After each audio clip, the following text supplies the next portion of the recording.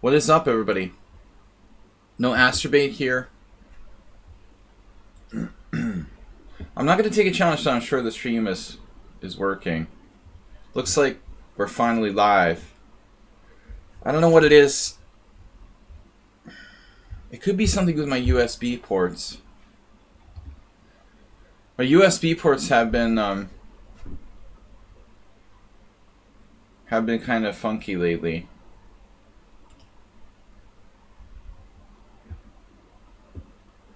Yeah, sorry, Sean. You have to be a subscriber to the stream to play, so I can't take your challenge early, out of order. If you have a math lesson in 10 minutes, you'll have to think of that before. All right, let's play something different.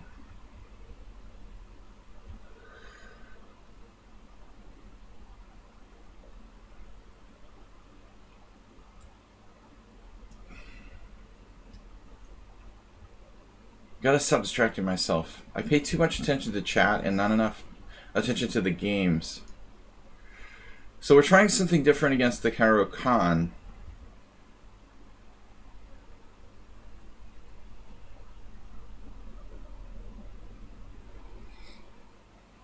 Alright, let's just play a straight up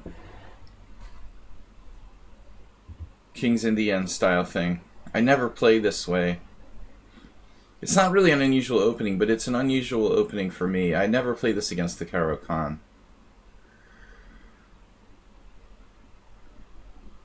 You can even try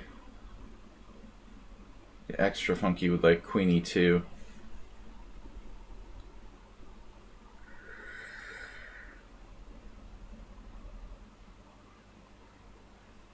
I don't remember Reethone playing the Caro Khan. Maybe he's doing that for a Wednesday unusual stream. Oh, first time I'm white. That would be frightening. My God, Mr. Coffee might have kept track. I don't keep track, of that. That's crazy. It's literally the first time I'm white. You only play with white. Well, that's not unrealistic or anything. If you only play with white, man, your black play must be bad. That's crazy, dude.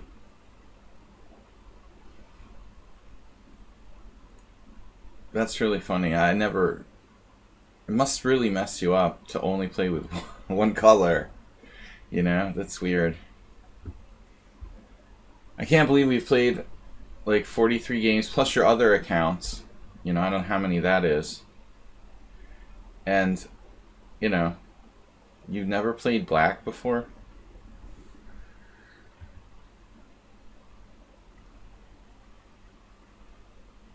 As I said, I never pay attention to people. I mean, I don't anticipate people playing a specific color. I never request that myself, and I don't expect it from people unless there's some training game or something. I don't even look to see. I mean, I'm surprised that Lichess even has that little feature. I would think they would put it in words. The half moon symbol always kind of confused me. I thought it was yin and yang or something. Alright. Zen Chess. Back in business.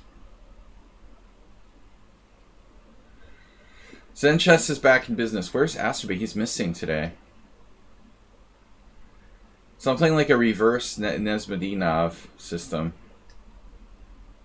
Actually, this knight might be better on b8 if you can play b6 and bishop a6. Sometimes that happens in early queen e2s. Early queen e2 French and stuff.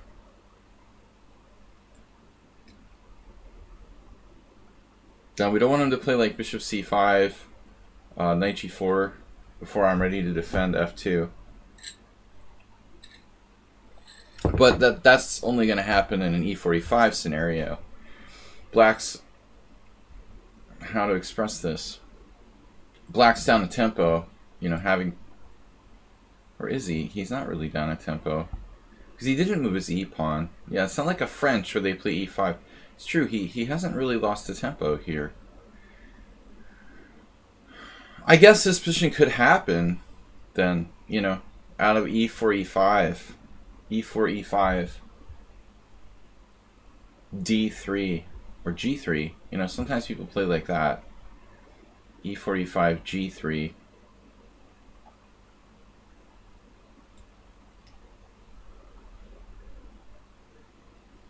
This is kind of dangerous. But you're hanging your e-pawn, I just realized. Whoa, dude, is that normal? You just left your e5 pawn unprotected. I'm not sure, you know, but I think I should probably take it.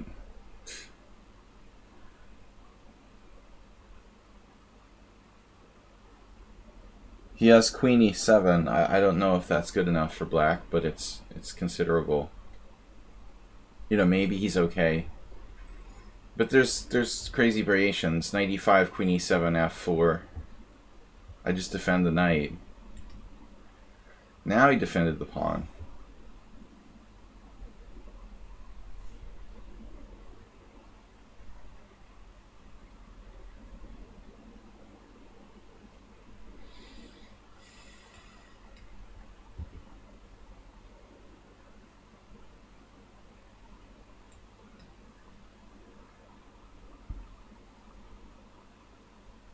It's just turned into a standard.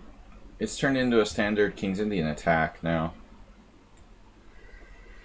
for lack of a better name.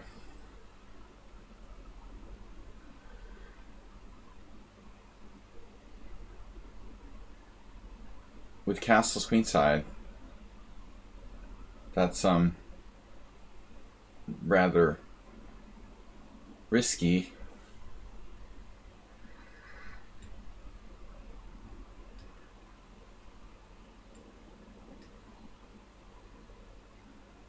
b4, knight a4 actually might be good for black.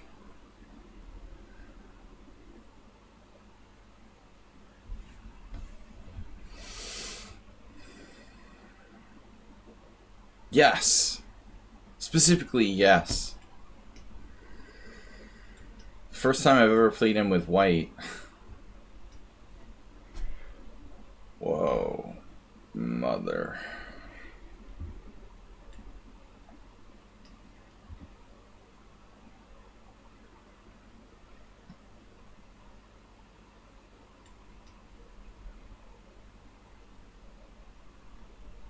No, we don't like that square.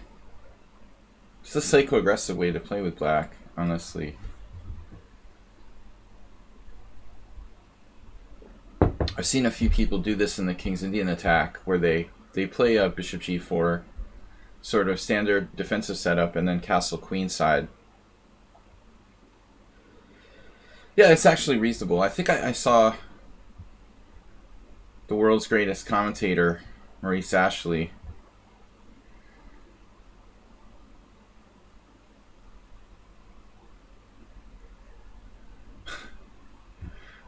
Alright, well, I'm not really interested in giving you the f4 square.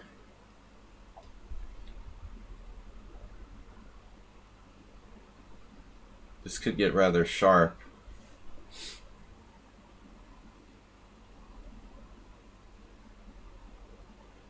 He's using his time. Very strange. You're like a different person. He's like had a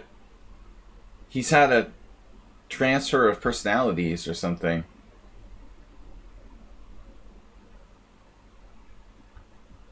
Some sort of alien ray.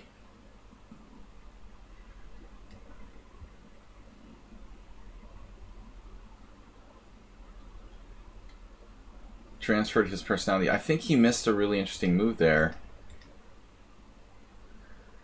He could have played g4.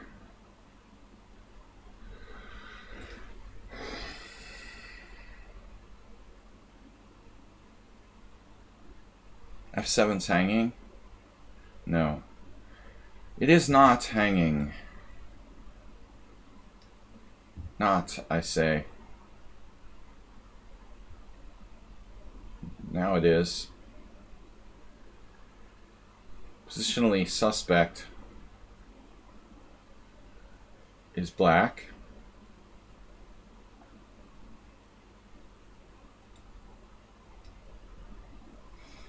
I don't want any like check on b6 ever. Not really, not right now. Oh yeah, bishop d6. Because I was thinking rook d3 was annoying. Wow. Wow.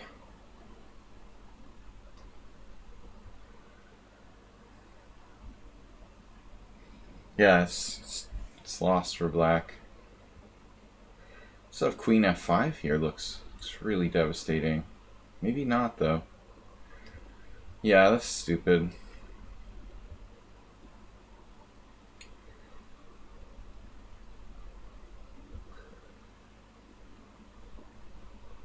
You know what? The impression I get is like you desperately have to go crazy, you know? You can't play like a controlled style of game. A little like too much. You have to go crazy. You have to go nuts. You need to play controlled, especially against stronger players, you know? I mean, play a more controlled type of game. At least you're using your time now.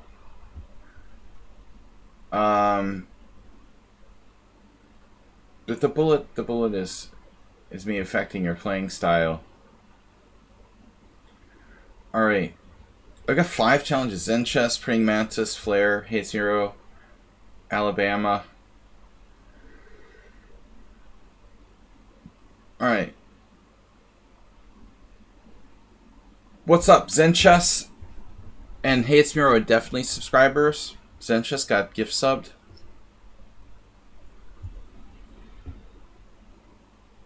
Follow, please follow and join the stream regularly. I've got a weird challenge from Paul Morphy at 5-0. That time control doesn't fly. We've got to be consistent. Man, I couldn't wake up this morning. I kept pressing the snooze bar on my phone. I was enjoying sleeping. Wake up a little late. I'm still a little bit groggy. Yesterday, Zen Chess in the tournament.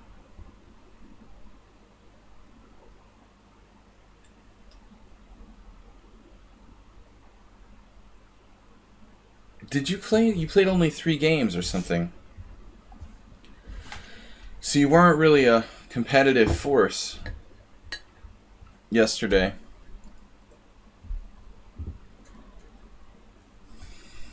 Alright. I think b3 is dubious. You quit after you lost to me. Yeah, you lost to me. I didn't beat you. I didn't beat any of my opponents, mostly. I'm not happy with my game. You know, I need to play more. I won the tournament, but I didn't play convincingly in almost any of my games yesterday. I need to just practice more Blitz. If we're going to play Blitz and Rapid, we need to play more Blitz and Rapid. My game has been... Okay, actually, the game against you was decent. You know, I looked that up. We actually followed... we followed Zen Chess some actual games pretty deeply. Up until I played like Knight C4 had all been played before by pretty good players. I don't remember now who it was. Because I never play that, you know, really. I don't know what I'm doing. I'm just being, you know. Yeah, that's all been played before. Is that interesting?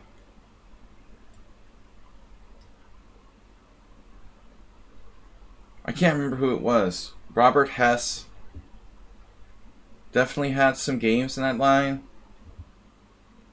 I don't really know him. He was like one of these people when I left the United States, he was like a 2100, and then suddenly he's like a grandmaster overnight.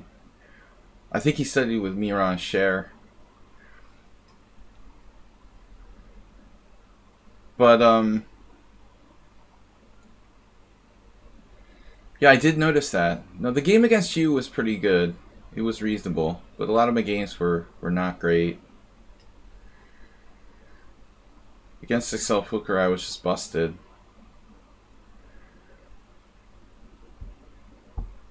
It's funny that I played a position against XL Poker last night, which I played with white last year or 2 years ago against Fredetsky, who's this really elderly FIDE master, Fredetsky Tamash.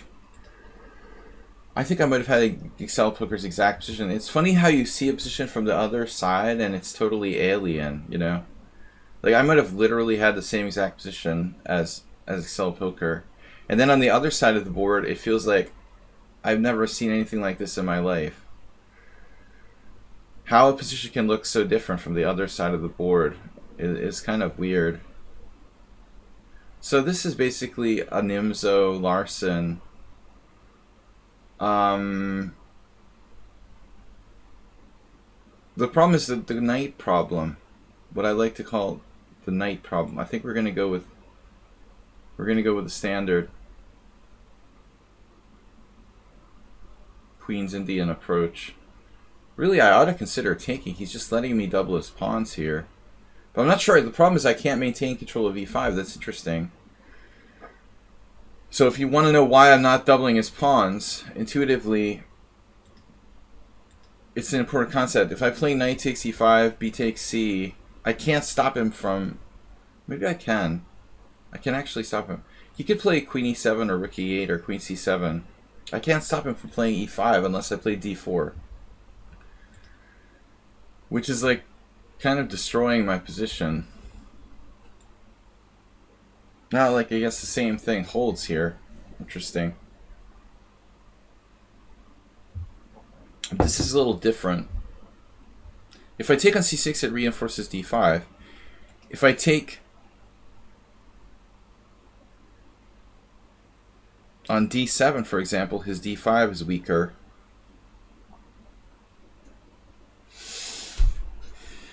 There's no time to think that much here. I need to play faster.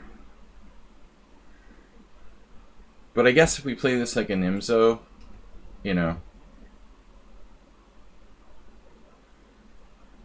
we just play like this, and if he does e5, I go f5 past. Is this white Dutch bird or something? Yeah, it's a bird Larson. You could also just think of it as a sort of...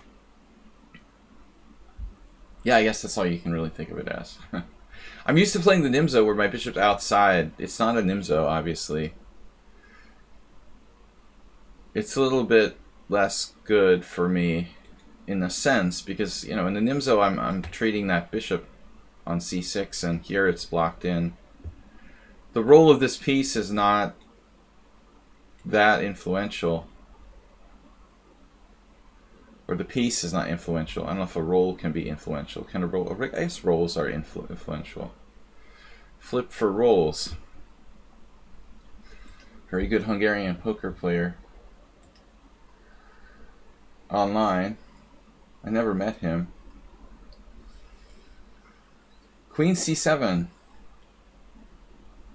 So this pawn is going to have to go forward. Now what do I do? Queen e1, queen h4. Queen e1, f5, queen h4.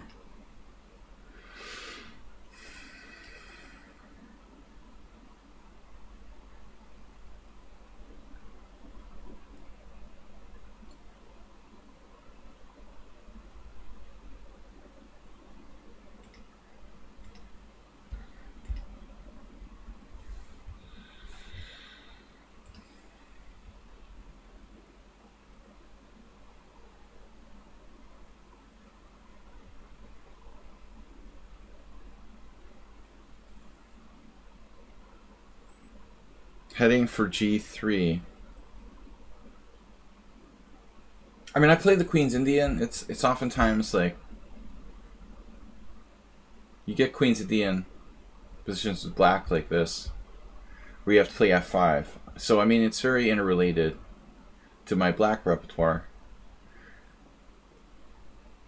I almost always would play a4 here.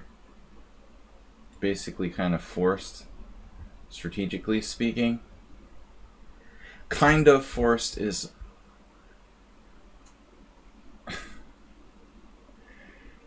That's impossible, right? Something can't be kind of forced. It's either forced or it's not forced. Now this is...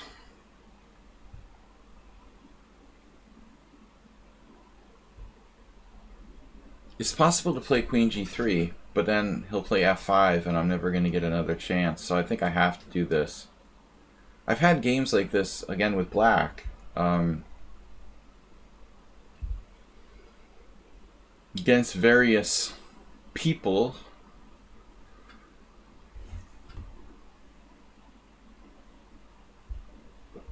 Nimzo strategy, Queen's Indian defenses.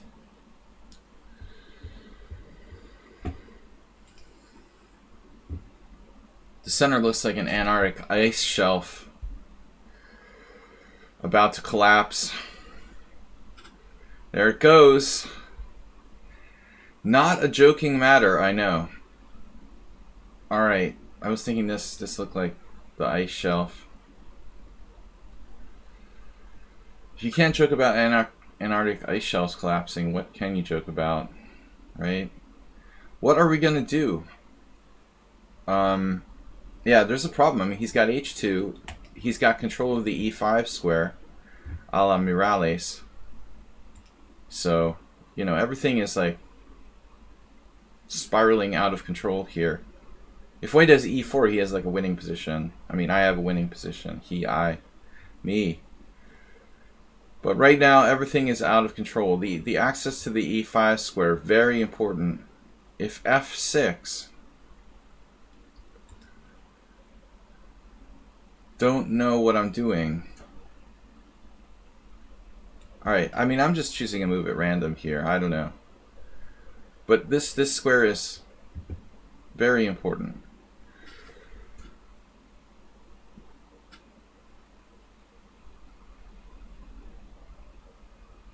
He's got game. As long as he's holding on to that square, I guess.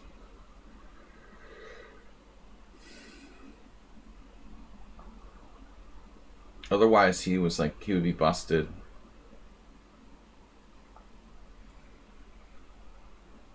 I didn't really want to drop h2 with check. I almost played pawn takes pawn. I was considering f6.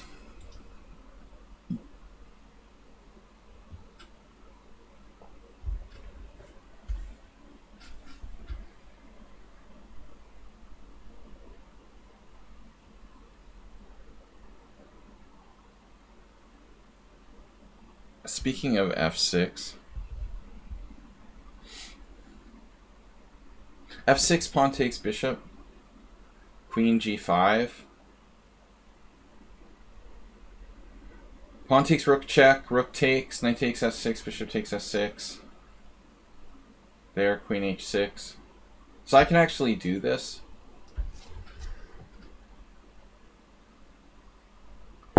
Whoa. Whoa. Alright, I don't know. Dude's like... It's a transposition.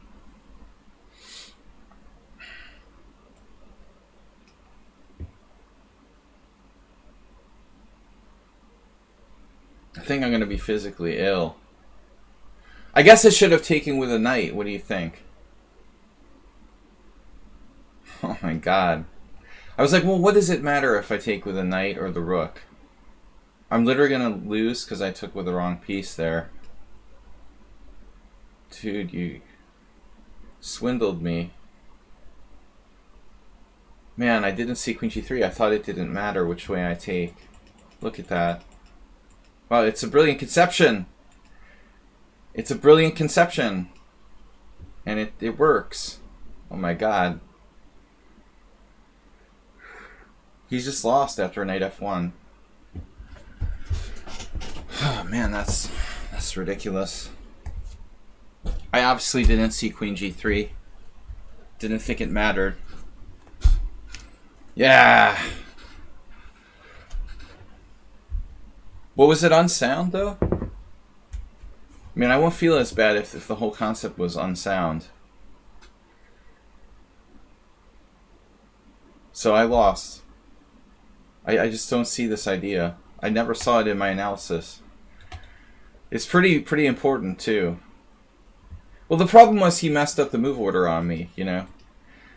I spent all of my time calculating this, you know, this, and there was no earlier bishop takes h2. So the concept of g3 square wasn't in my mind, but I didn't see it here either. You know, I thought he has only, I only looked at basically g6 and knight f6, which both get mated. Actually, this doesn't get mated either. I have to take with the knight, you know. In all variations, I have to take with the knight, and then it's over. Black just gets mated in a couple moves. But apparently, my f6 is unsound. Sadly. Hello there. Why is f6 unsound? I mean, if pawn takes bishop loses, why is f6 unsound? I don't understand. What is your problem?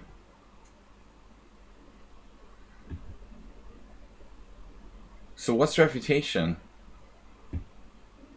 D takes e2 was best. Why does that matter? Oh, he just doesn't take the rook. See, that's the point. He doesn't take the rook. His entire defense is based on the move queen g3, which I never saw. So his mistake is taking the rook. Take the bishop, go g5, take on h2, and then just play queen g3. This is the one thing I just didn't see, unfortunately. So I spoiled an interesting position. I should just recapture, like... But I'm not sure what's going on here. I mean, he can even play f6. And as I pointed out earlier, Black has a game because he has absolute domination of the e5 square.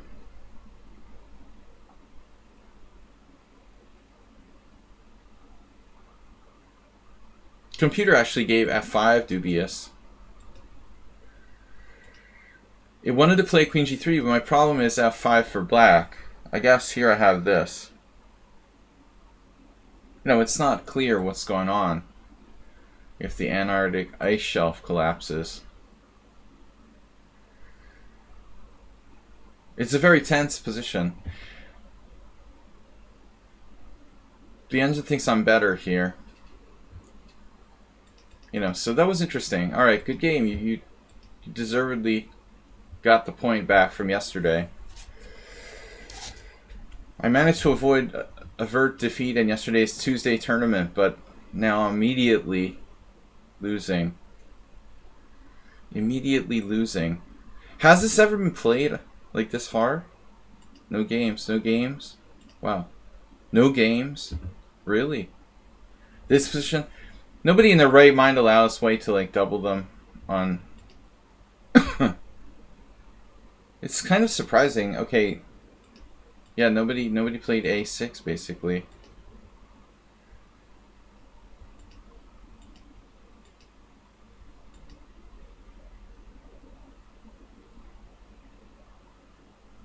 Bishop takes e5 sucks. So queen c7 is a normal move. I don't understand why Zen Chess doesn't play queen c7 here. Yeah, I mean d4 sucks for White. I would imagine I might have to do it though. Computer doesn't like it. It's anti-positional to do this. It's like a bad stone wall. So I have to play knight takes c6, queen takes c6. Or you could even play like Capablanca Tartakover. It's basically Capablanca Tartakover with reverse colors. You're playing for like e5, although a6 turns out to be a waste of time here.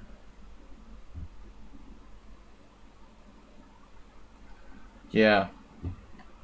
Wow, nice game. 162 cent upon loss. Alright, Flair, hey, it's Miro. And Nicodemus are all subscribers.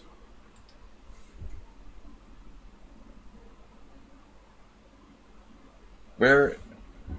Wikipoo. Wikipoo's here. Long time no see. How are you?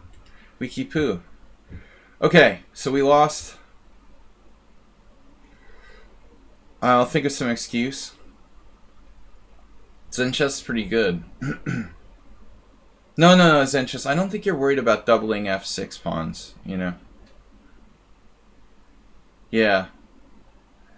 But that variation doesn't look that good because you know, the a6 move really turns out to be a tempo loss. All right, let's play e4. I mean, you can do a3 with white, but I mean doing a6 with black. Baby chess. Happy to see you too. Happy holidays. By the way, everybody, I announced my birthday incorrectly yesterday. I kept telling everybody that my birthday was Friday stream, but that's not true. My birthday is not on the 17th. It's on the 19th, so it's Sunday stream. We're going to be doing a birthday simul. It's wonderful. I have to go and play a tournament game, an important match for my team on my birthday. Team birthday match. I'll tell my opponent he has to offer a draw because it's my birthday.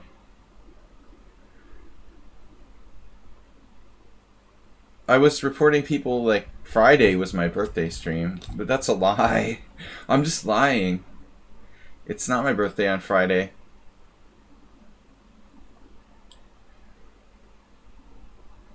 Let's try something fun. Well, we'll see. I normally don't play the 4 knights. Are you happy to grow older? No. I look like I'm 45 now, at least. Wow, G6 is interesting. How can you get away with that? That's like murder. G6, interesting move. All right, I'm gonna take it.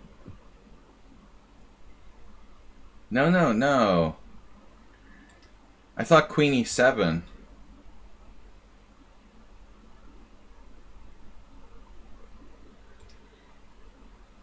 I mean, Bishop G7 is a move. Actually, if I play D4, you play Bishop G7. It starts to look like some line I've seen. Nah, I need to have like C4, I guess. That's like a King's India thing. This isn't sound, what he's doing here. He's a little too slow. No. I mean, I need to have played like C4 or something. This isn't really quite sound for black. I saw Grishuk do something similar against Aronyan, but I mean, it was a position where white is played. I've seen this sort of thing for black, this like accelerated King's Indian type of thing, where black is playing against C4. But I mean, without C4, it's really not quite enough. He's got some compensation, like maybe half a pawn. I give him half a pawn, like active pieces. Computer would never buy it.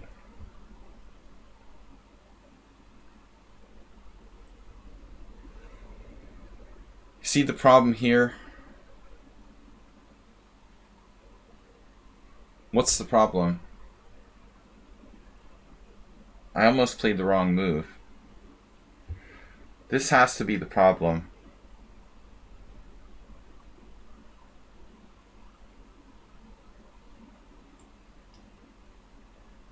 Now my center is too strong. He needs to play C5, jumping over his knight to like destroy my center, which is illegal.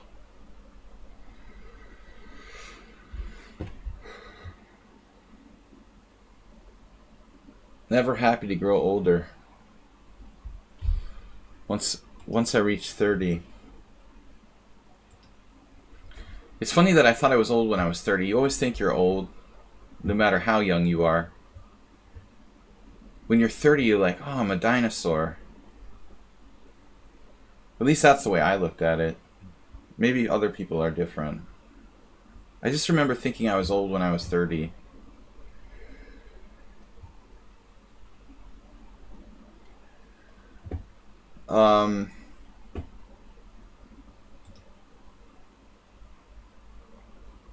We're hanging in there.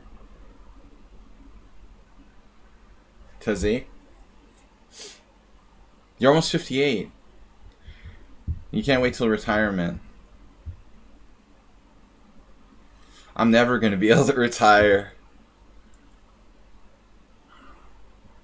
I should play the lottery more often or something. But I don't trust the Hungarian lotto. I have to like buy American lottery tickets somehow. That's my only chance for early retirement.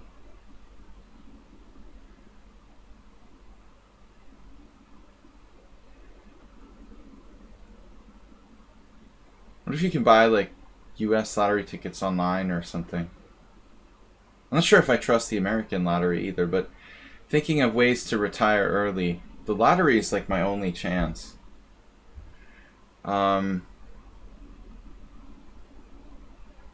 Bishop f4. See, if you're a self-employed chess coach, you can't really look forward to a pension. Uranium mines. Okay, so you think like nuclear power, like rockets and stuff like that.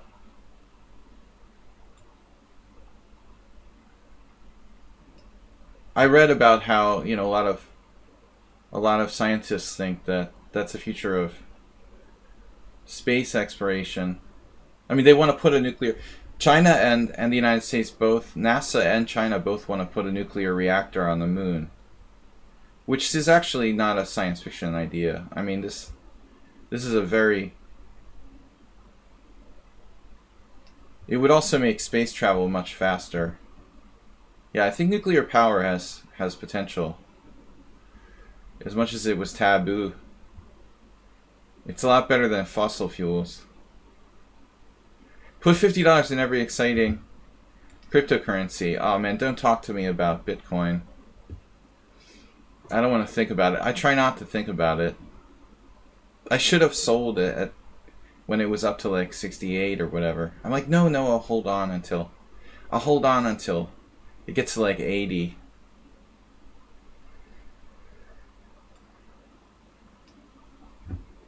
Now I have to wait another 2 years for Bitcoin to hit its next peak or something. You had 100 Bitcoins in 2010? Oh my god. You bought pizza with it, right?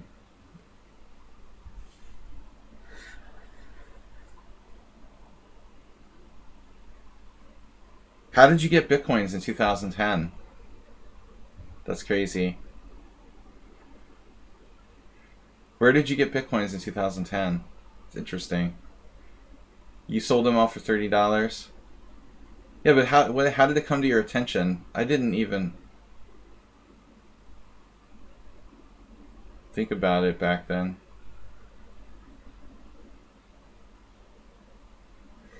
Did you just buy them or someone gave them to you? Flare is driving me crazy.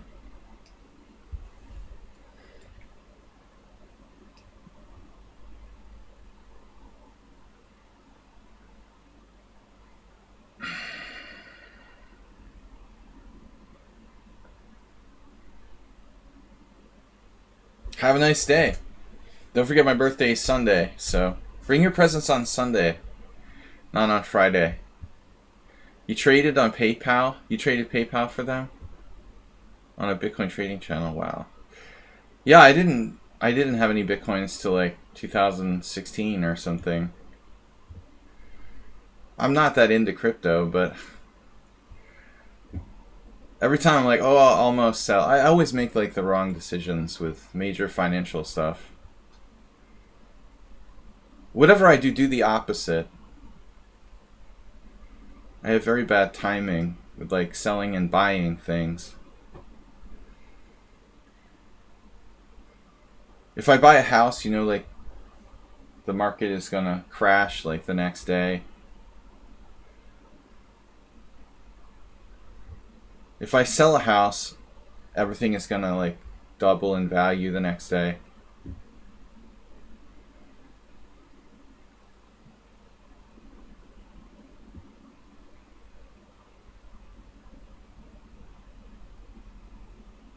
So he never listened to you. Yeah, stupid kid. Now the Bank of England today said that Bitcoin was at risk of being, zero value. I'm not sure I really trust the Bank of England. A bunch of old guys sitting around the boardroom. That's but whatever. I'm not going to speculate on cryptocurrency. I'm just not an expert. Is anyone an expert? How does everyone feel about Time choosing Elon Musk as the person of the year? I think he sucks. Elon Musk. Yeah. But whatever. Certainly an interesting person. Oh, he's like Flair. He's from South Africa. I wonder how South Africans view him.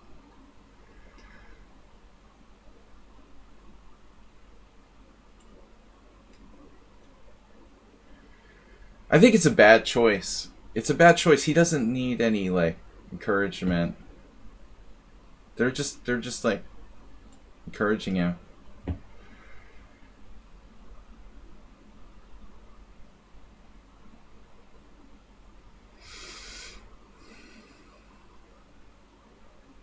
He told Bernie Sanders, are you still alive? Are you serious? What an ass.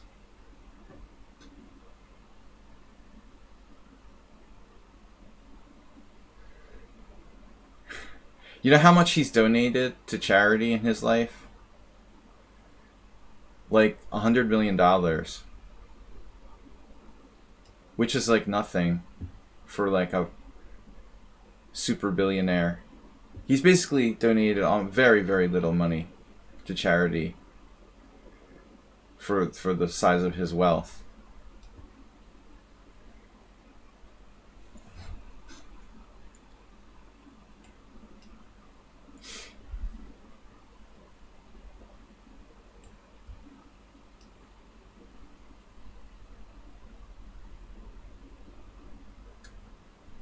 I try to think of sensitive topics and bring them up. But at least Elon Musk isn't that controversial. It's not like we're talking about politics or coronavirus. I thought this would be a fairly neutral thing to banter about. Oh, on another funny subject, he's gonna hold this ending down a pawn. Another funny subject. I saw on Reddit yesterday a funny thing, somebody, I know that's deep. Somebody had a Reddit post about me from 6 years ago. They made a Reddit post about me from 6 years ago saying that I spent too much of my time chatting. It's really funny. Too much of my time chatting instead of talking about the games or something. I was like, wait a minute. Wait, I started streaming in 2015 or 2016. Which was it? I wasn't even sure if it's possible to have a Reddit post about me that far back in terms of streaming or something. Wow.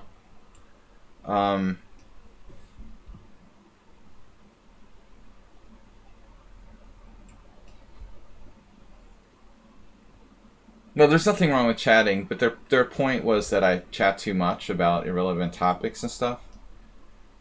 Dude, I mean, I'm not taking it that seriously. I just thought I thought it was interesting. I don't care what the average Redditor says. But I just thought it was interesting to think, is that possible? That someone could have had an opinion about my streaming 6 years ago? That's kind of weird, honestly.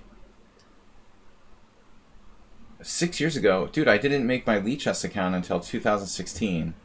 So that doesn't seem really possible, actually.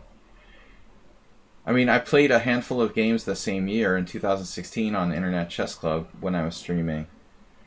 But it basically seems impossible. I wasn't doing streaming in 2015. That, 6 years ago was 2015. So I wasn't doing streaming in 2015. So how can you make a Reddit post about me talking too much during my streams when it's 6 years ago? It doesn't make sense, you know? I literally, you can even look at my profile. Like, my Lichess profile was created in 2016. So how can there be a Reddit post dated 6 years ago? He was a time traveler. I don't know. It's really weird. It says 6 years ago on Reddit. I was like, well, I mean, maybe they're talking about, you know, I don't understand, you know, how that's possible. I actually mentioned it today, though. I think I pay too much attention to the chat. I mean, I'm not like this fake streamers like the Botez sisters. They're just there for entertainment. They don't actually play chess.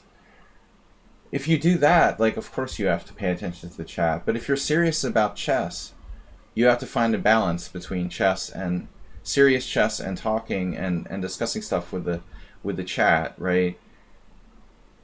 I mean, I like to do both. But I think sometimes my concentration is not focused enough on the game, you know? He sensed the catastrophe beforehand. Maybe Reddit is messed up somehow. Maybe the dates on Reddit can be... I guess that's my question. Could Reddit dates be wrong, you know? Could that be wrong? Could it somehow be wrong that it wasn't 6 years ago? I don't know. I don't really use Reddit much, but... The most serious chess discusser. Hey, it's Miro. I feel like I'm too distracted a lot of times. I don't know if they're talking about my, like, but if you're talking about other stuff, I've done chess video, like lectures, audio lectures for 20 years, you know, but in that type of format, I'm always like only focused on the topic at hand, you know. I mean, if you talk about like chess lecture or other video things I've done, C3 Saragossa opening, high likelihood of transition to something else. In fact, it's almost forced.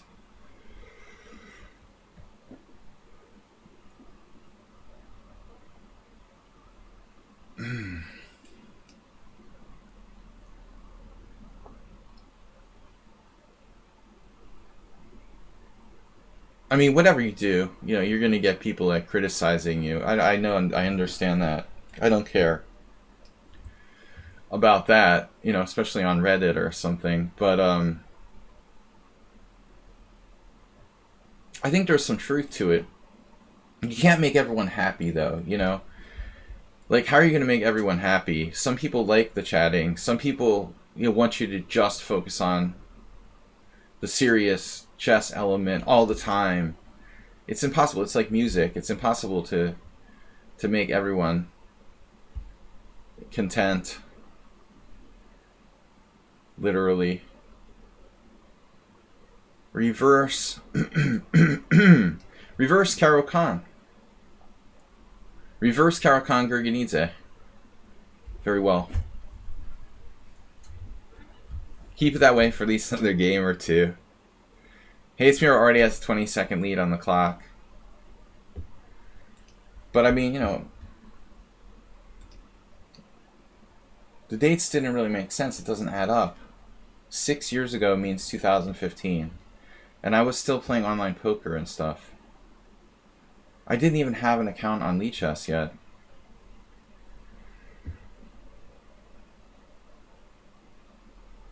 Talking about QAnon is your favorite part of the stream. What's your favorite part of the stream?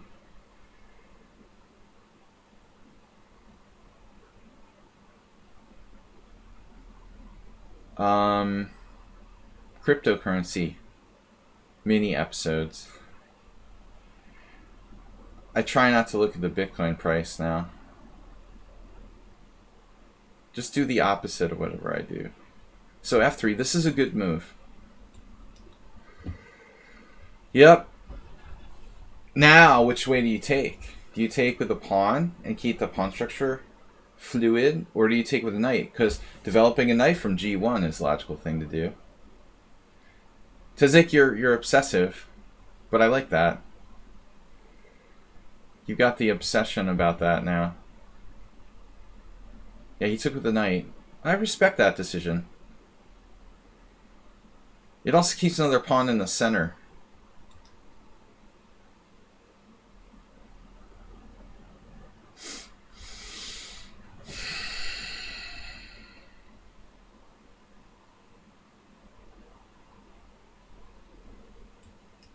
Ability to put pressure on that, and by the bishop on g2 putting pressure on my d5 pawn. It's like a hyper accelerated dragon thing.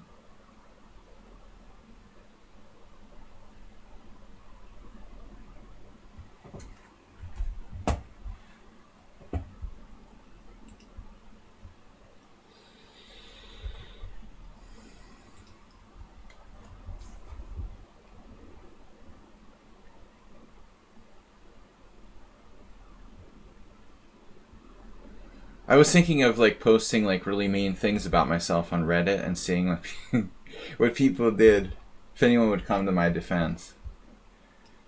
Oh, that guy's an idiot. I watched his streams.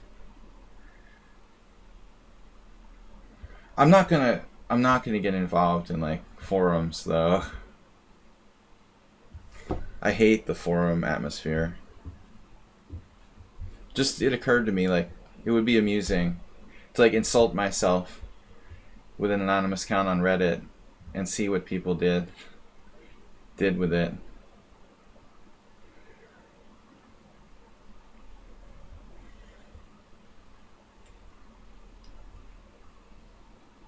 Everyone gets cocky. The problem with playing for free money, players are terribly bad. Yeah, I mean, yeah, of course. I used to practice by playing like software.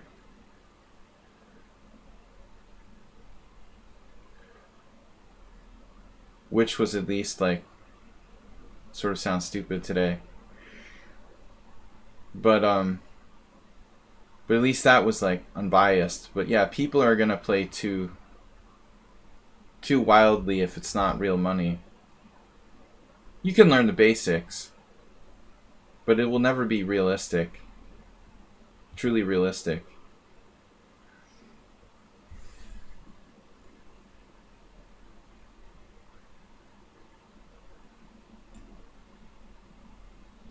Reminds me of a game. Look at that. See, he's trying to put pressure. I said he was trying to put pressure on my center.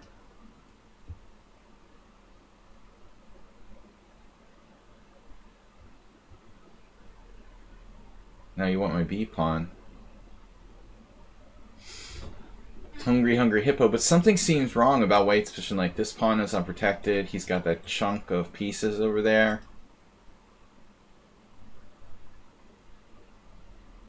Not so easy to exploit it, though.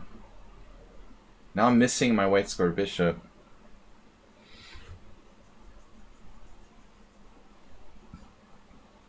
Maybe I should just play queen c7. Then I immediately lose to bishop takes h6. Ooh, this is awkward, dude. It's not so simple, though. Alright. He's got this threat. Let's call it a pseudo threat. Pseudo threat of bishop takes h6. Yeah, I mean, poker's good for socializing. I agree with that. Yeah, I mean, well, that's the oldest sort of social thing ever, right? Like poker night with the boys. I mean, I used to do that before I got serious. Like in college, we played poker. Right before, you know, let's say the late 90s, before the poker boom. We would just hang out once a week and play poker for a few bucks or something, you know. That's how I started playing poker when I was a kid. Even as a child, we had fun just getting together. It was another game for change.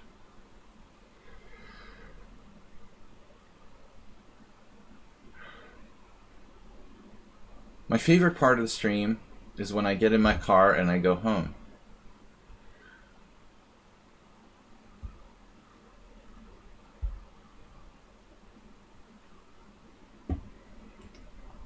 That's my favorite Alexander Ivanov quote of all time.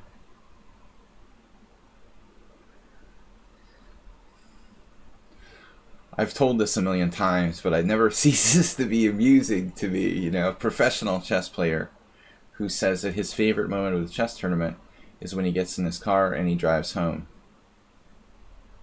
Chess is obviously a love and hate relationship for someone like that. Mule Skinner, welcome.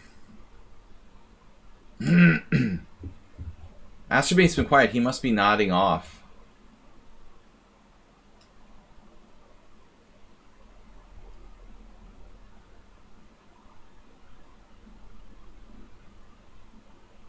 One of the most underrated topics in poker, yeah, you got me on the poker, but chess, I think, is coordination. One of the hardest things to explain.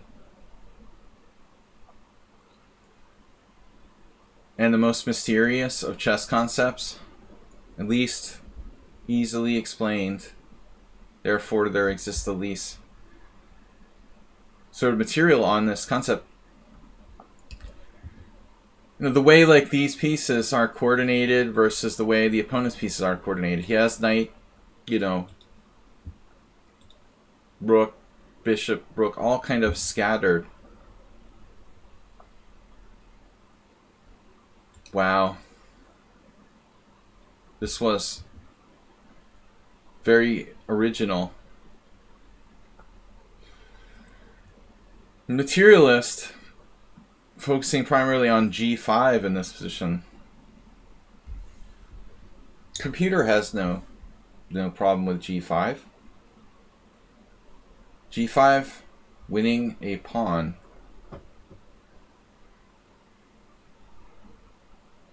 g5, rook somewhere, knight takes. But I'm seriously compromising my king side. I think I'll do pawn takes. Then he has knight c4, whatever. Yeah, is it a pawn sack? Or is it a way of like coordinating his pieces? Damn. See, he doesn't even want the pawn. Or maybe I scared him out of it. If I hadn't said anything. Jeez, dude, that's insanely brilliant. If I hadn't said anything, there would have been no problem.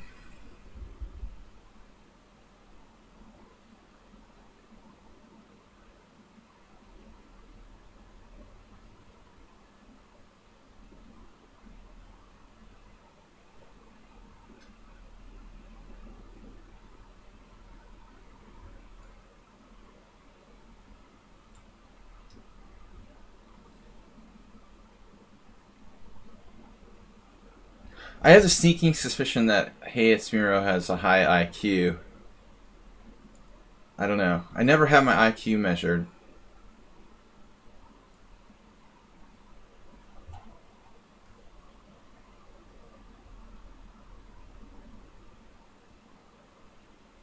He's always trying these like creative,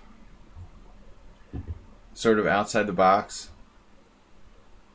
things I don't expect, which require like actual thought.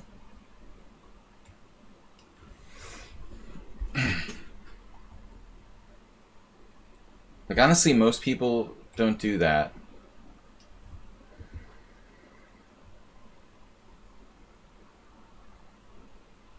And then there's the fast element to his play. Damn it. Ah. Then there's the panic element, which is not IQ dependent at all.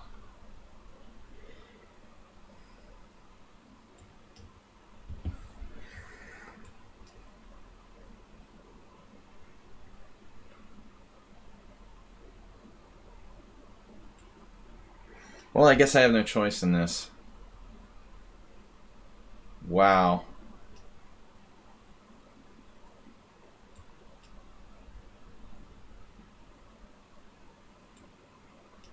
Please don't hurt me.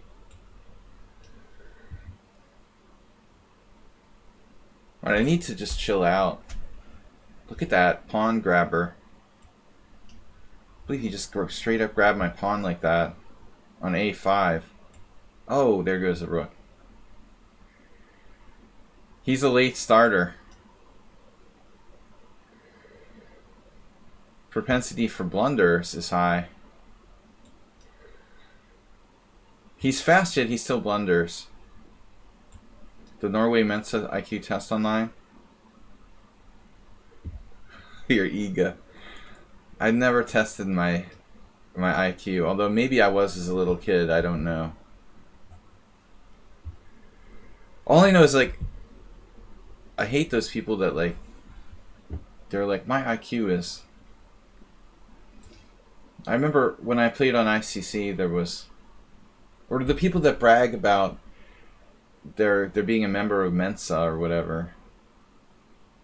Yeah. Paul Morphy, Wikipoo. Alright, Wikipoo, Paul Morphy. Sumair is a subscriber.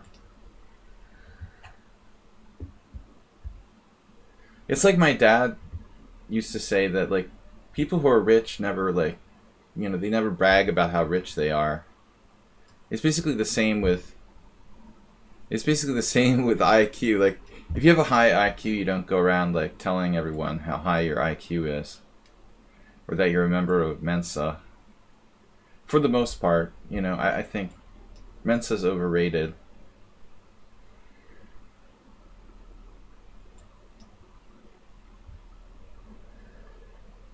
Usually chess player IQ are higher. Yeah, I would agree with that.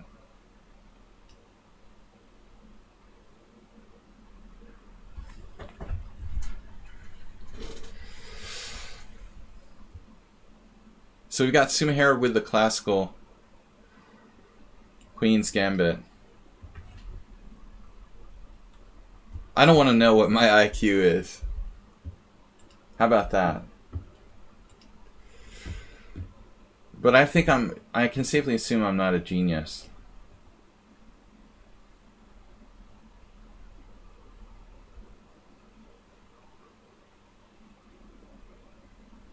There will be no suspense here. I achieved my good results by hard work, not by brilliance. I'm lazy, but I work hard.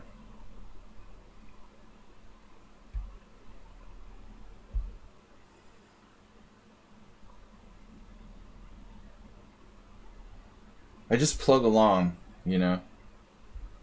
It's kind of like a weird way of being a hard worker.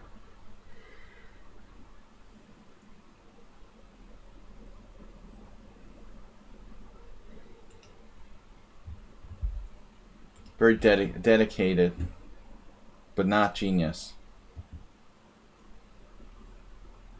I'm not going to blunder one of those e4, knight takes e4 tactics. I would be surprised if we hadn't had this, like, had this exact game before. Sumair is up there now with 114 games. What I like about playing, Hey, It's Miro, dude, that was such an awesome. Regardless of whether it was sound, it was such an awesome pawn sacrifice with e4. That's what I'm talking about. That's why I started talking about IQ. This ability to, you know, not everyone has this ability to make creative decisions over the board.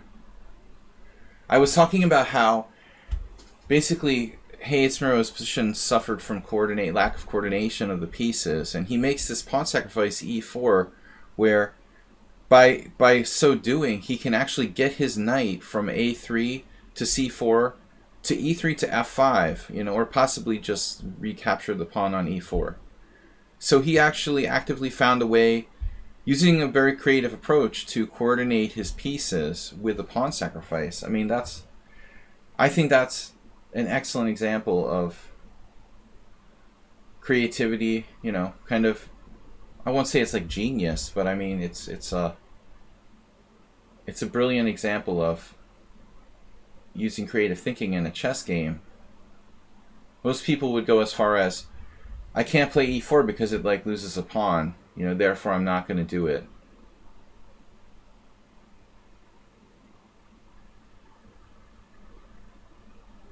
They don't want to think outside the box. First of all, thinking outside the box requires energy, expending energy, you know.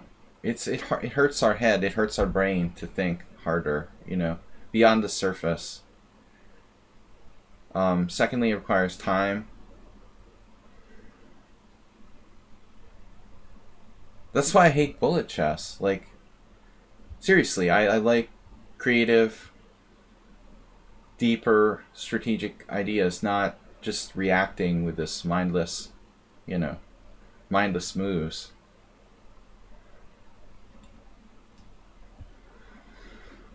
The beauty of chess is, for me, in that creative sense. So if knight e5, I feel like we've already played this position again.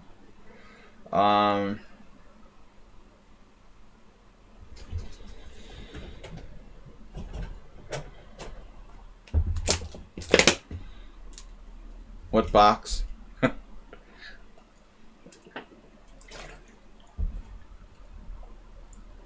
We just don't give any credit to those little sarcastic jokes. The internet is so hard.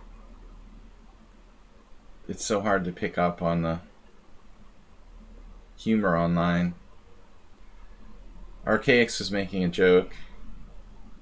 Right, when you go creative, you lose. Well, we all have that fear, and yeah, that's a risk. It's a risk, right? All I can say is that you have to learn to do it gradually. And you don't have to like do it all the time. I mean, obviously, I have this friend who, he's actually not creative because he's always trying to do the same thing. He has a fetish for sacrificing the exchange, okay? Now, in a single example, that's a terrific way to be creative and think outside the box, right? You're sacrificing a rook for a minor piece. It goes against the general rules, and you're being creative and thinking outside the box. But when you try to like force this, you know, you're hammering this peg in the wrong hole again and again and again and again and again. You know, you're actually now not being creative at all. He's trying to sacrifice the exchange like every single game. In every possible position, he can sacrifice the exchange. It's like he has a total fetish for sacrificing the exchange. At that point, you're doing the opposite. You're no longer creative. You have like a one-track mind, you know, where all you do is this one thing. That's the opposite of being creative. He might as well be playing the London system every game. You can actually predict what he's going to do. Like, give him a chance to make an unsound exchange sacrifice, and he'll just do it, you know, mindlessly.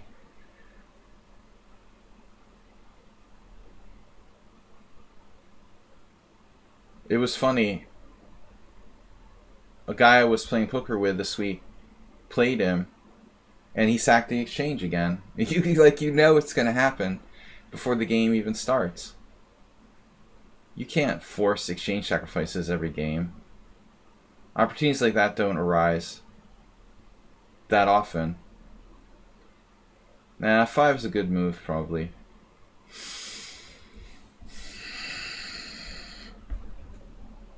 Or maybe not. Maybe not. Maybe it is. I have to confess I didn't have time, or I didn't think I had enough time to analyze this properly. Maybe I should have thought this through a little bit more. But it actually looks I guess it looks okay. I guess.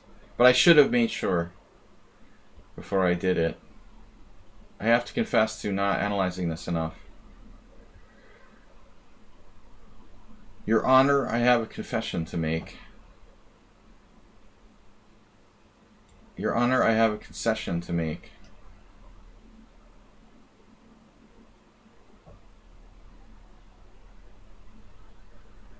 Do I follow the Hungarian Women's Championship? All I know is that no one is wearing masks, you know? I can't believe it. Like, I watched the Israeli Championship photos, and everyone has a mask on. And then at the Hungarian Chess Championship, no one has a mask. Like, that just seems dumb. But whatever. I'm not going to turn it into a discussion of pandemic precautions. Alright, knight b5. No, I don't follow the Hungarian Women's Championship. I don't follow the Hungarian Championship at all. It seems really random, like, who's playing in that. A lot of the older generation just aren't playing at all. Feels like a lot of players are missing. But I guess I'm just getting old, and I lost track of who's still alive and stuff. I didn't see that Bia was playing. She wasn't in any of the photos that I saw. She must be hiding from the photographer. Yeah, my club is actually my club. It's not really my club. Anyway, a team that I play for is like hosting the site. They're playing at the site where I normally play for my Hungarian Team Championship team.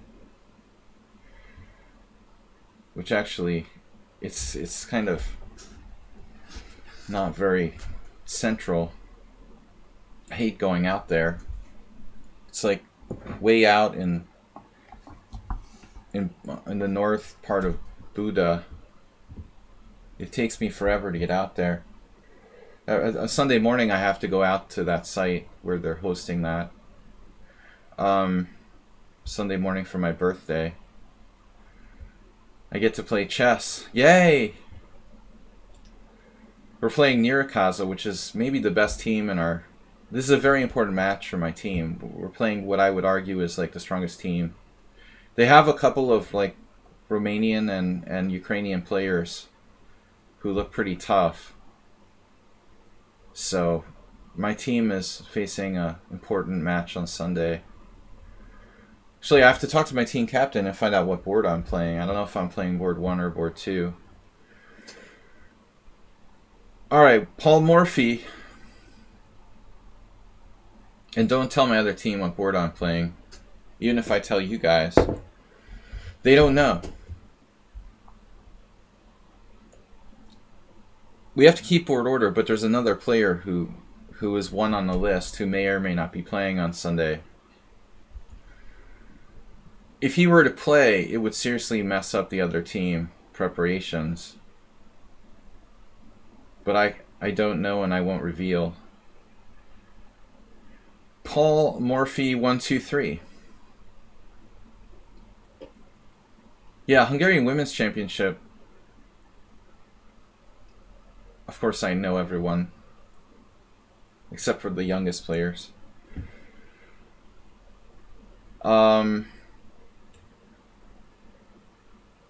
just can't imagine how it's not required to wear masks indoors in a sporting event scenario. Even under the relatively mild Hungarian government restrictions. It's very strange. I don't understand that. Even at poker, I mean, how is it possible that at the poker room we have to wear masks, but the Hungarian Team Championship doesn't? Or Hungarian... How can somebody explain that to me?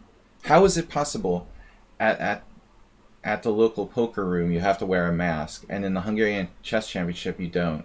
Can anybody explain that to me, how that works? Because I really don't understand. Like, you would think like chess players would be a little more cautious than some poker players. I mean, that's very strange. Who would be more sensible about wearing masks? A poker player or a chess player? Tough question. It's really strange. I guess they don't care anymore. They're number 4 in the world list of deaths per inhabitants. This is surprising because we did vaccinate a large chunk of the population. I think these other countries just aren't reporting their numbers. Archaics. You know, like Romania has to be blowing us away in terms of deaths. I think the Hungarians have been more honest about reporting stuff than most countries. Which is sort of surprising in a way, but... Alright, so this is a line. But yeah, they came with the restrictions too late. But our vaccinations are pretty good here. The deaths are basically half of what they were during the peak of the pandemic the last time. So vaccinations are helping. Contrary to all the anti-vaxxers, deaths are down to about half of what they were the last time it peaked. Although the Omicron now is going to cause major changes in the situation. Hopefully it's less deadly. No one's ever died in Belarus or Ukraine or something from COVID, I'm sure. I mean, the last time I checked, Romania had like 30% of the population vaccinated versus like, 60-something for Hungary. I mean, it's like double here. It has to be, by definition. Like, we have to be doing better than Romania by simple common sense would dictate that. I imagine in like Romania and Bulgaria, like no one, practically like 20% of the population is getting vaccinated. Black shouldn't really allow this trade of queens here. This is a very well-known gambit, d5. I don't really think it's great for white, but that's the way you have to play it. If you're gonna play bishop b3, you have to play d5 after takes. Speaking of the Hungary Women's Championship, I had a game with Vita Levente's sister, who's one of the top players in the Hungary Women's Championship, and she played, main line, bishop b5 against me. I mean, this is the main line. But allowing this overextended pawn with the queens off the board, white can maybe equalize it best here. That pawn is definitely sus.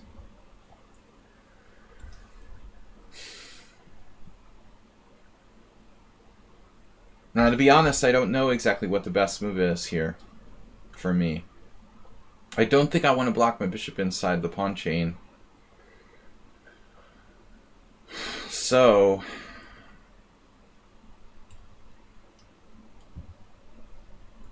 I'm not saying like black is winning, but this is not a testing variation. You're playing an over-the-board rapid where the famous Pepe Cuenca also participate.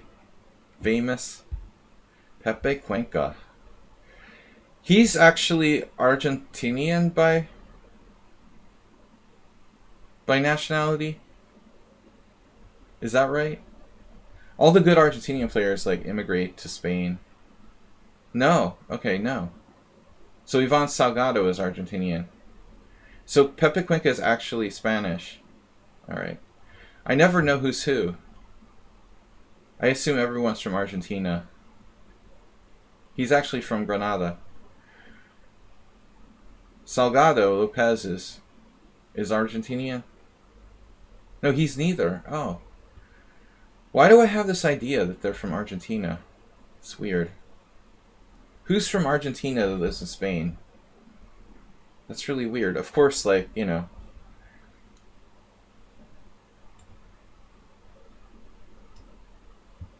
don't know why I thought one of them was from Argentina. That's weird. So it's like the new generation of Spanish grandmasters.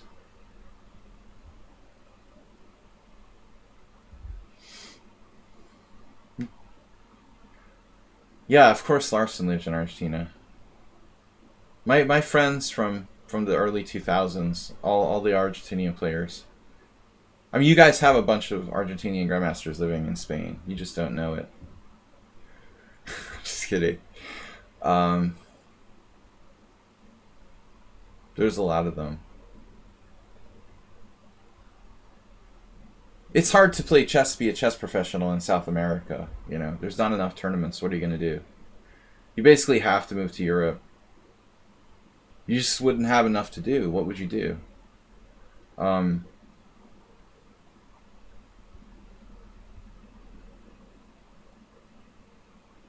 Right, I only met Larson once.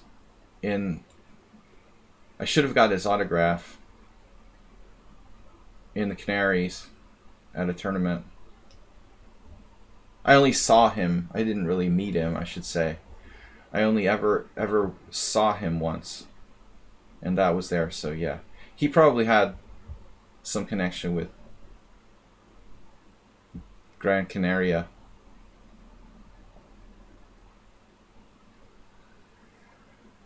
So guys, well, time is going slowly today.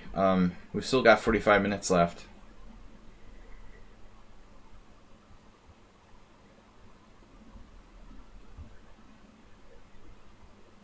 Vaccinated with food. Well, the difference is, of course, that archaic, while it's very serious, you know, starvation isn't contagious. Although just as horrible. Certainly as serious and horrible. The contagion factor, I think, makes it more urgent, but yeah, I get your point. Larson was convicted for larceny. I don't believe you.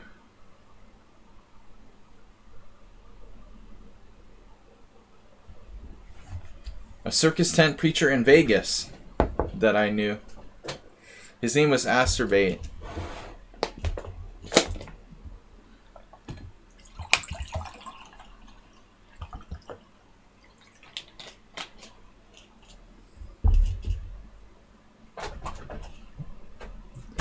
So, okay.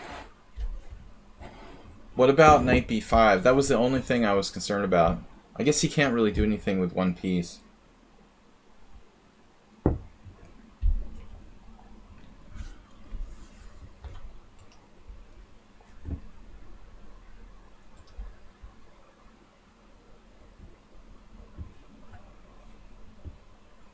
GM and circus preacher. Tent preacher.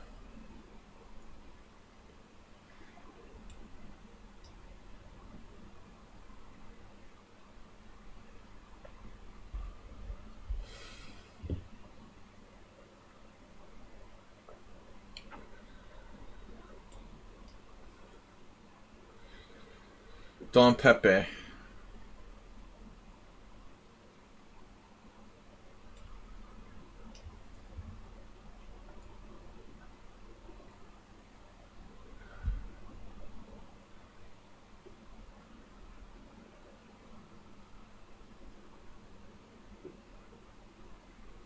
Yeah, I don't really like the idea of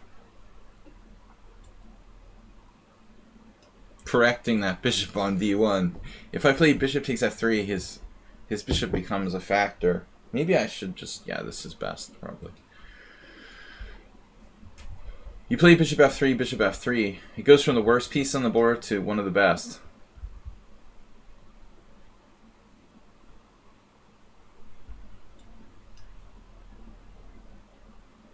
Your rook is under arrest. That's deep, Asterbate.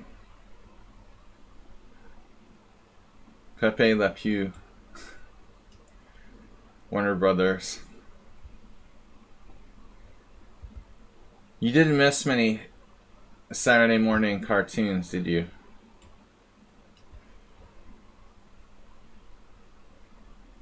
Tio Pepe. I miss Madrid.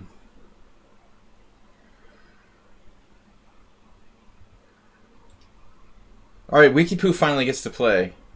Wikipoo, very strong bullet player, and we haven't seen him in a long time.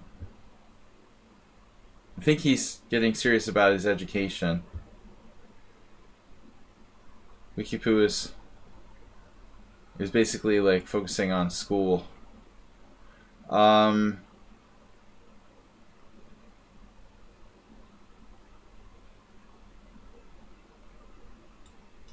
He's a really good bullet player. Not my thing, but dangerously fast. My day was Saturday. Okay, I'm supposed to be playing unusual openings today. Aliakin doesn't really qualify. I sort of forgot there last couple games. We got too distracted. Knight c3.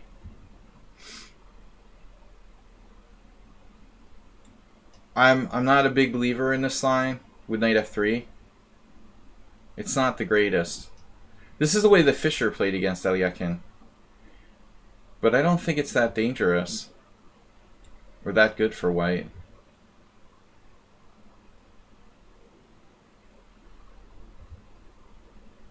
Now this is a weird hybrid. Rook c1.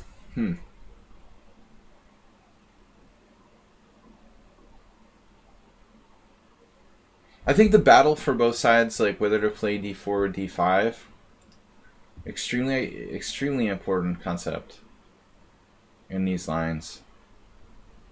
So if I play bishop g4, he plays d5, I take on f3.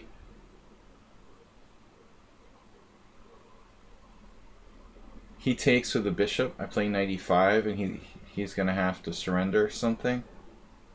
If I play bg4, what other options does he have? He can play b3 there.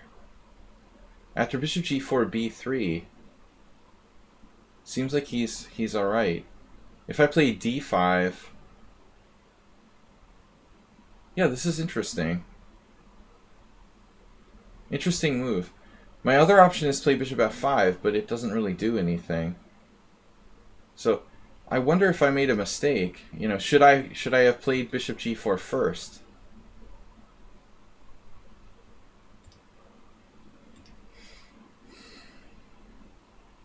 If d5, cd5, knight d5, or knight b4 is even interesting there. Huh. cd5, knight d5, knight d5, queen d5, bishop c4. Well, I don't know. Well, I don't know. Speaking of Bent Larson,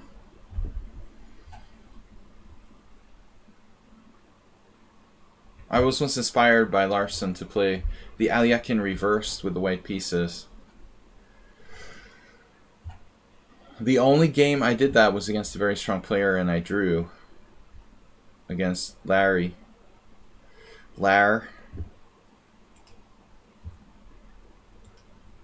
Christensen. I think that's the only game I ever actually played the reverse Aliakin in an over-the-board game.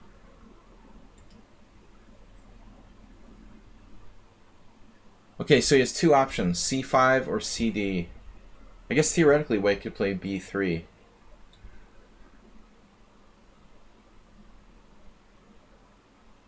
B3 is a move. I mean, it probably wouldn't be, but the rook on c1 protects the knight, so yeah. It's a move. So DC, BC, you know, I don't know. Maybe here I play against the hanging pawns. DC, BC, bishop g4, d5, bishop takes f3, bishop takes f3, or pawn takes. Do you really want to give up the center? Do you really? No. No, I don't really want to give up the center. I'm going to play bishop g4. You can play c5 if you want to. But now I got my bishop out of the way, so we're bouncing back to c8. And it's like a normal Aliakin line. Now wait. Maybe I have to play knight c8. Okay. I have to play knight c8. b4 is held up at gunpoint.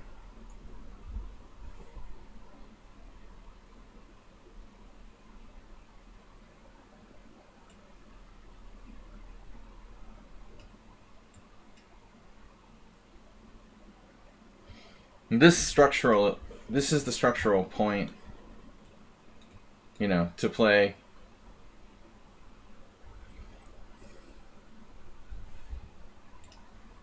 I have e5 here, but it doesn't win a piece.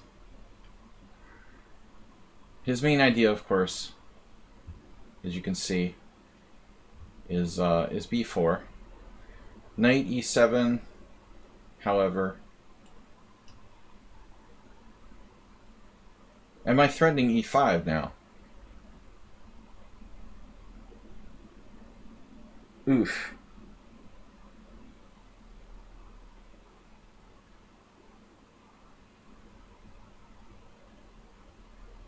Complications.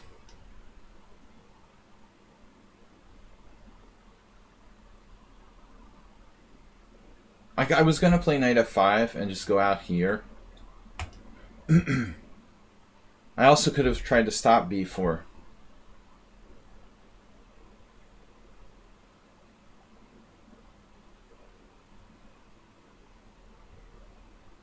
I honestly can't say I saw this concept.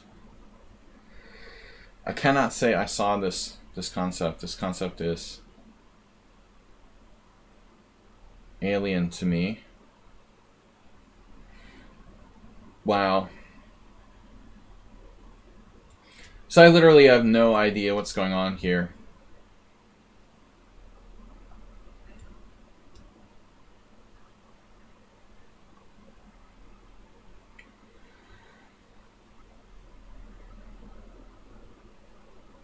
Rando. It's totally rando.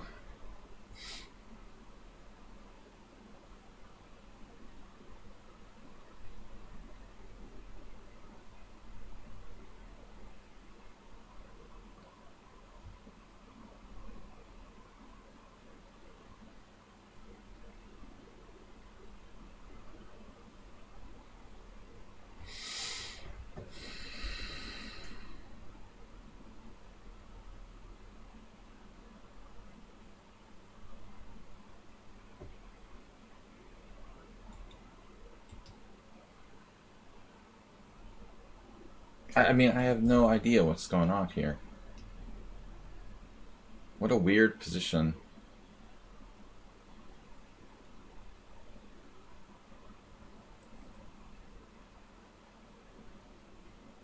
He literally, every single move, he plays a move I didn't expect. How crazy is that? Like, seriously. You play a move I didn't expect every single move. It's not that easy to do that, you know.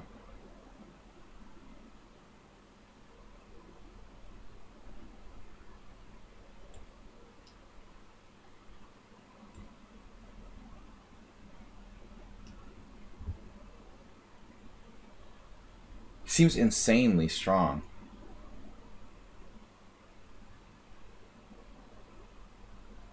I never know what to do.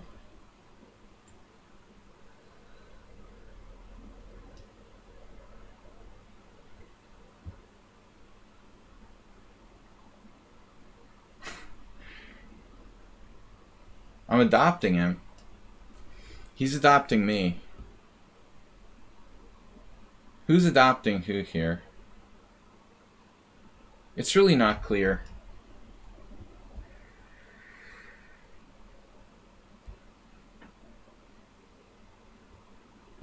Huh.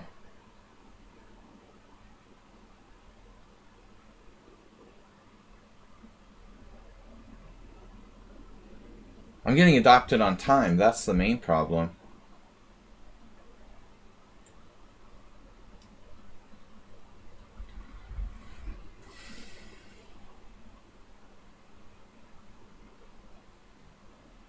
He has 3 minutes left. Who expected this move?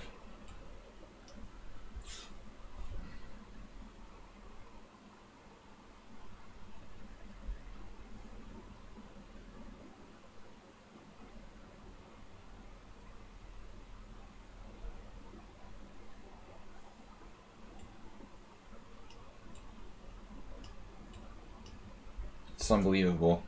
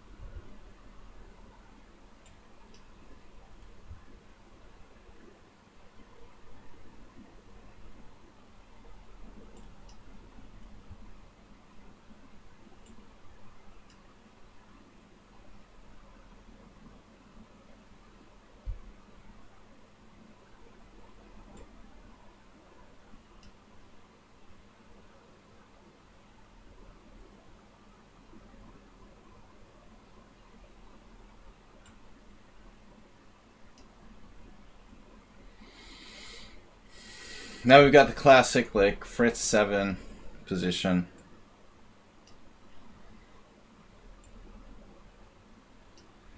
The engine didn't know it was a draw over the horizon.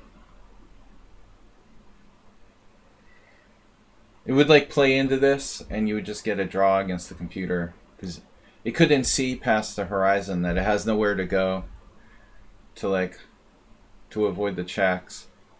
It has nowhere to hide its king.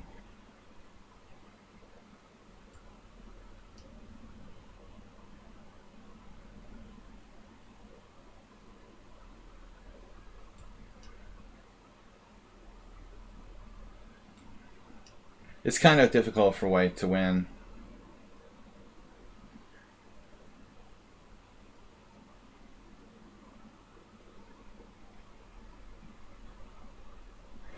White is building a bridge.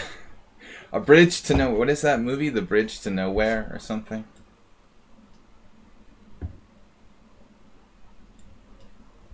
I can also just move my king back and forth.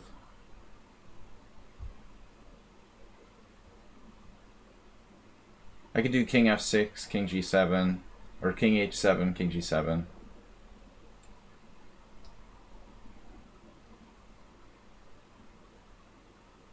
You got to make sure you keep your rook far enough away.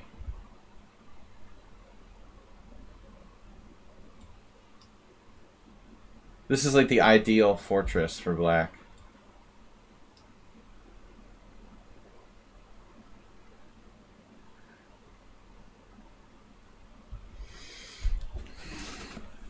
But I was better for a moment and I messed it up because of time pressure. I should have had the better ending. But I quickly, like, blundered and gave him a slight advantage. If we go back to this position where he has pawns on b6 and c5, this never should have happened. Like here, this is not what I want, you know. I mean, this is an easy draw for black at this point. But only a draw. You know, f4 actually looks like a bad move. Maybe f3 was safer. He's in danger of losing that pawn too. But I misplayed this, it looks like. Here. Now I went after the wrong pawn. I mean, honestly, I could even... It looks dangerous. I might be able to even take on f4. But at least I should play rook c4. Like, what the heck am I doing here? I played rook b4, allowing b6, which is like moronic. Of course I have to play rook c4. And black is better, right?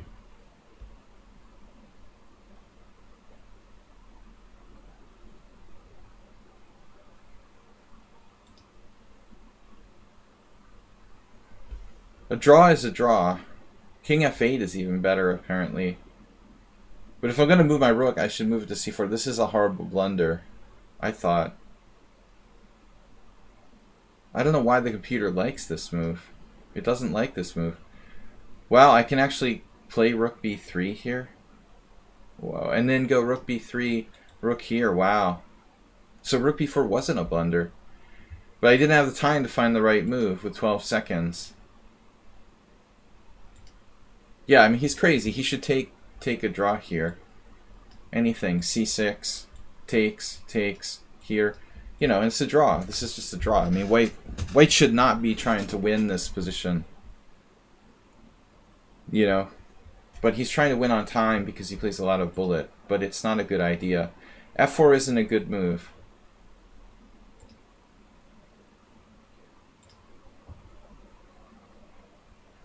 Yeah, I've got to play players who are subscribers to the stream first. Murales. If we have more time, we'll take the next challenge.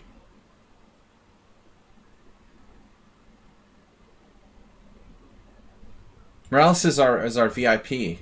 He's played me 412 games. This is game 413. VIP with the most games against me on the stream. He spent 9% of his life on my stream. He's 12 years old and literally he has 9% of life on my stream.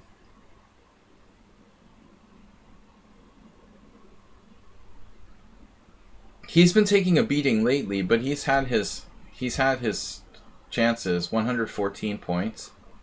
Isn't that bad.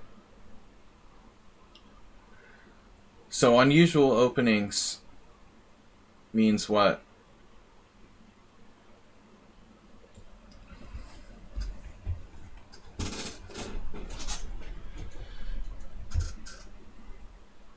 Yeah, well, the Alyakin last game was interesting. Dead draw, the opponent refused with the only person flagging me, and I was tiny better at the end, winning, but he flagged me. Uh-oh. Wait, lost all of them by time. This morning. Oh.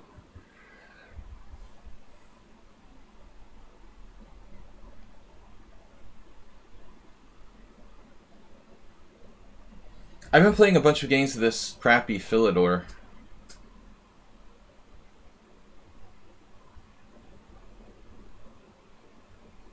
My favorite Morales is the people that cheat with computers in unrated games. In anonymous unrated games. Had 3 of them the other day in a row. When I was like, I had insomnia and I couldn't sleep. Like, if you're going to cheat, at least get some rating points or something. You know, why are you cheating in unrated games? It's like moronic. The only thing worse than being immoral and cheating is like being immoral and cheating for no reason, you know? So this position was the exact line I had. So apparently E takes D is black's best move. Giving up my center, but it's a Philidor, an exchange Philidor. So you are the flagger. Everybody's talking about Pepe Cuenca today. It's very popular in Serbia.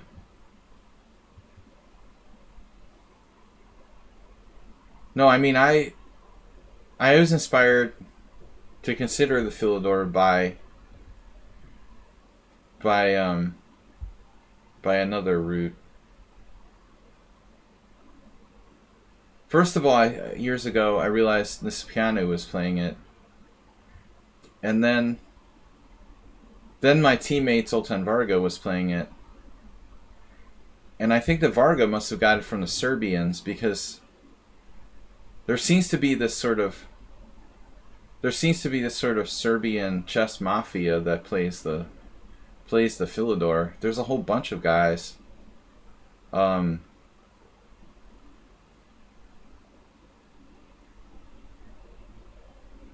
great, what's his name? Now I can't remember his name. The Philidor sucks, basically. But what I like about it, and I guess what a lot of people like about it, is that you trade off your center and your pieces can play actively. But yeah, I mean, it's not a great opening. The bishop c4 is not supposed to be... It's not supposed to be so hot for white.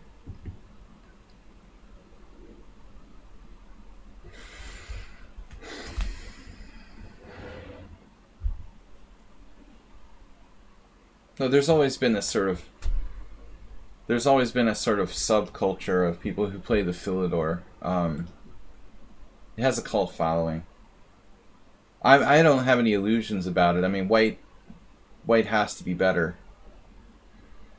but it is tricky.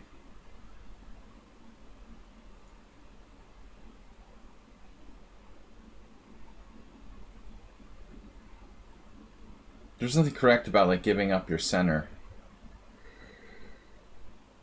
I mean, I'm a King's Indian player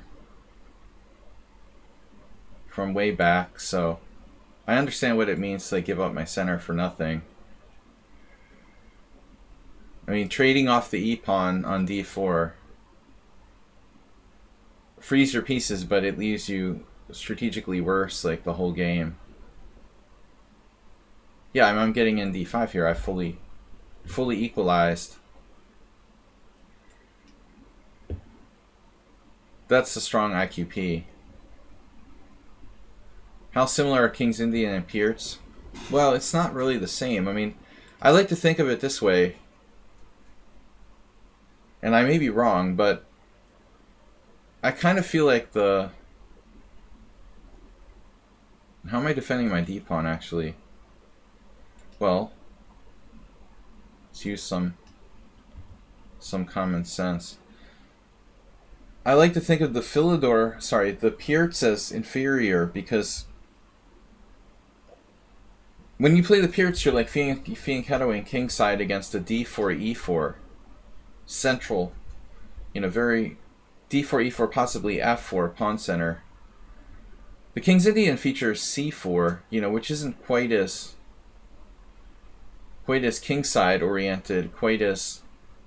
I just don't think that c4 is as dangerous for black as f4. It feels like to me like the King's Indian is better than the Pirc.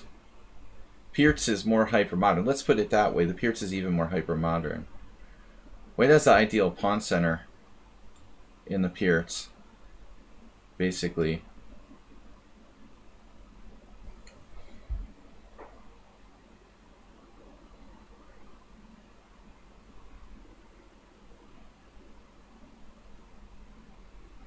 Don't defend, attack. This is an IQP position. So bishop d6. Or what? I don't really want to trade pieces. But bishop f8 isn't very active. f3 comes in handy, keeping my knight off of the deadly e4 square. I'm basically playing the Tarrasch. Tarrasch whatever. Tarrasch Queen's Gambit. Tarrasch French. Tarrasch obviously loved isolated queen pawns, as you can imagine.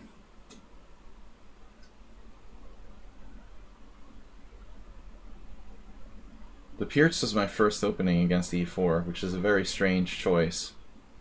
But I stuck with it for a long time as at least a sort of backup. I started playing the Pirc and then the Sicilian, and I played both until I reached approximately master level, at which point I ceased playing the Pirc when I reached around 2200. I didn't have as good results with the Pirc. I mean, it's just more difficult to play. I mean, knight g3. It's like the first game in 400 and something that Morales doesn't have complete control of e5. He must feel strange about that. So what am I supposed to do? a5? Bishop d7?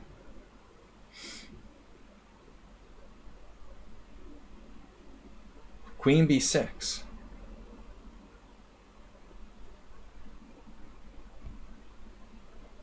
It's a move. I'm not in love with it. I guess I could have played g6, but I'm weakening my king side.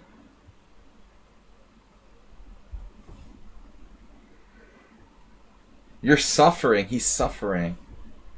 He's suffering big time because he doesn't have domination of the e5 square. It must feel strange. That's his favorite square on the board, and he has no pieces controlling e5 at move 15.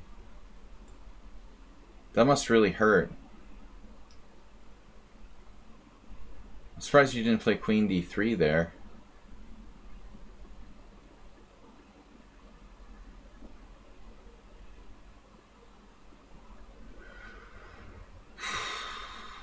Now he's feeling better. You feeling better now?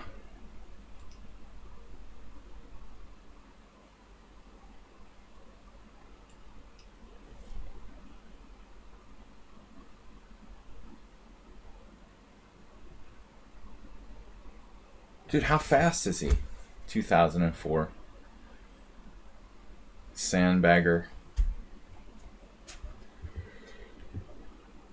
I've played several different variations of Sicilian. The Scheveningen, Accelerated Dragon, Classical, some sidelines in addition to those, Queen b6, a lot of different stuff.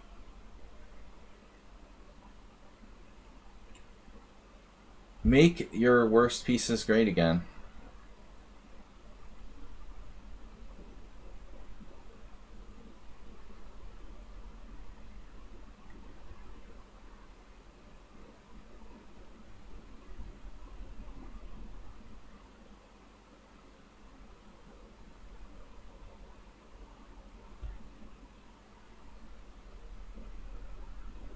Oh my god, I'm just gonna like lose on time.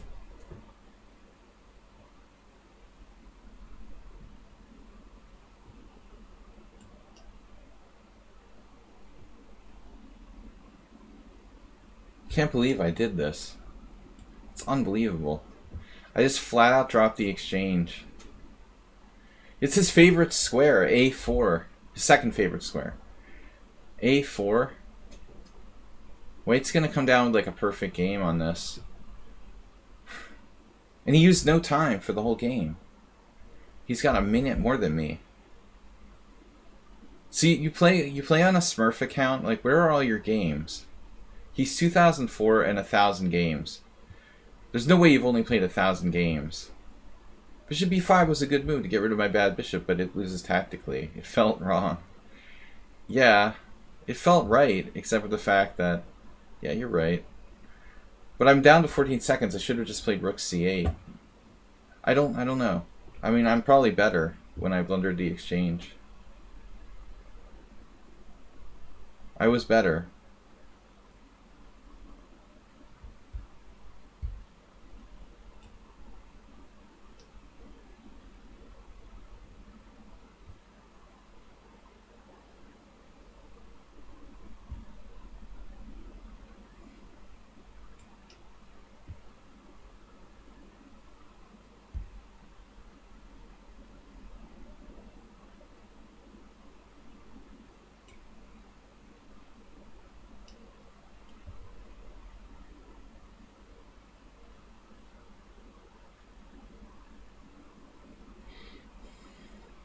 It's driving me crazy.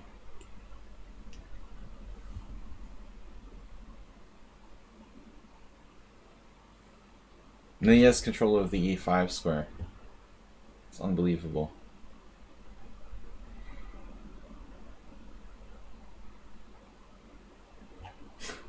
What a game to lose. Only because of time. He's faster than me, but he was clearly worse.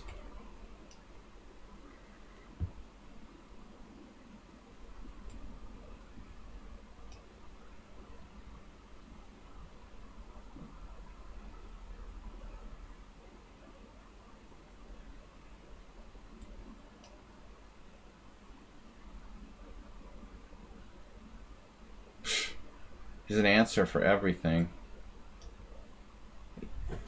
I don't understand. How are you so fast, dude? How is he so fast suddenly? Jesus Christ. Whenever you play in the morning, you're like stronger than I've ever seen. Look at this. Blitz games, bullet games, blitz games, bullet games. So let's see. He beat in 1800. He beat in 1900. Draw with a 2400. You're playing almost all 3-0. 2 plus 1, 2 plus 0, 2 plus 1. He's 1800 in bullet chess? How could you be 1800 in bullet chess?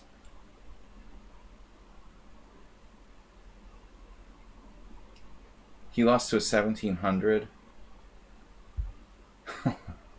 I don't know, man. You're crazy.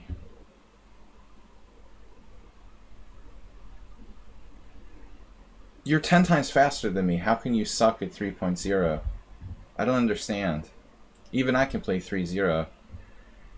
And you're like 10 times faster than me. You played a perfect game with 3 inaccuracies. Alright. Almost perfect game. I managed to get slightly better. But I was down to 12 seconds and started dropping stuff. I took my time. I built up a good position. Rook c8 and I'm slightly better. But he has a minute and 38 to my 19 seconds. And I just missed knight a, bishop a4. I got everything here to be slightly better. This is such an idiotic tactical blunder. Alright. One blunder coming up.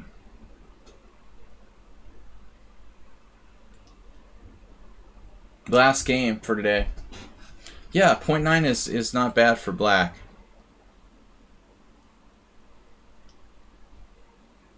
No, the thing that's remarkable to me is how fast you play without making mistakes. You know, that shows that you're playing a lot of three-minute style games with a faster time control, so your pace is much faster than me. I mean, I have to think because I'm not used to playing 3-minute.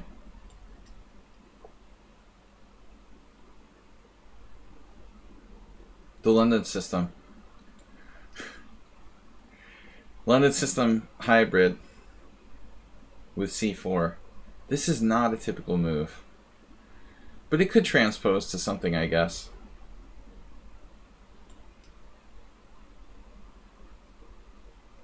It's like bishop f4 is kind of randomly played.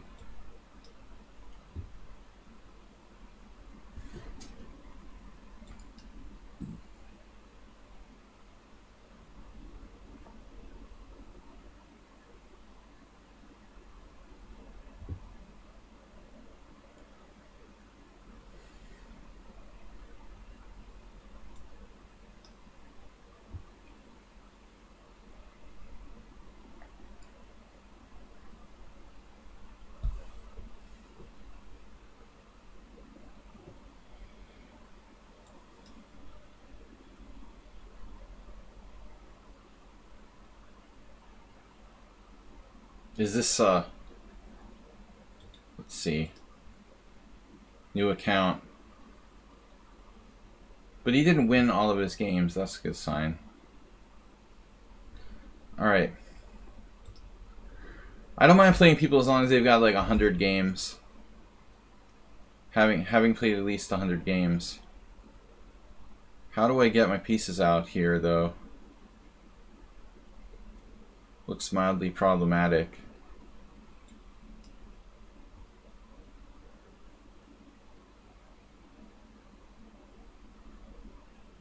He's used 10 seconds for the whole game. Should I just resign now?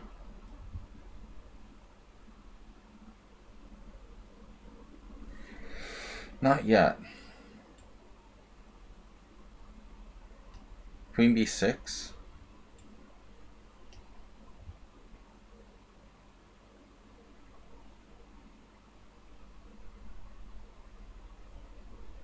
Maybe I should just resign.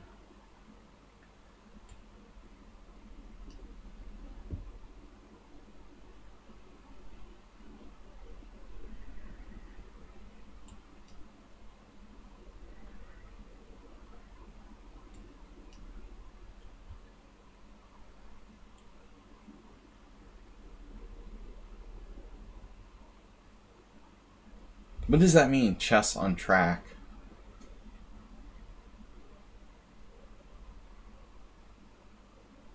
It looks like a tactical blunder. Knight takes d5.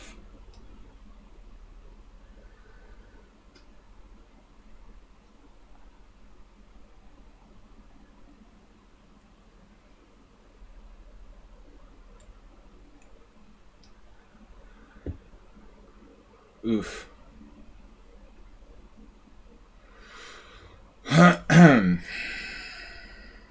Yeah, here we go.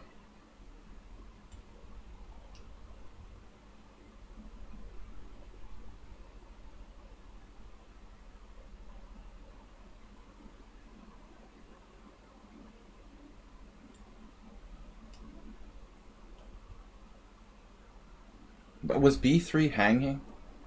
Like, I don't know what's going on. It's like every move is too confusing. Every move is just like too confusing. I don't even know what's happening anymore. What is going on?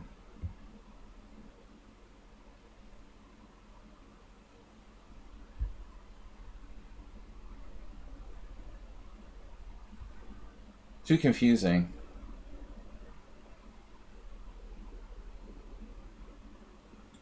It's a very strange game.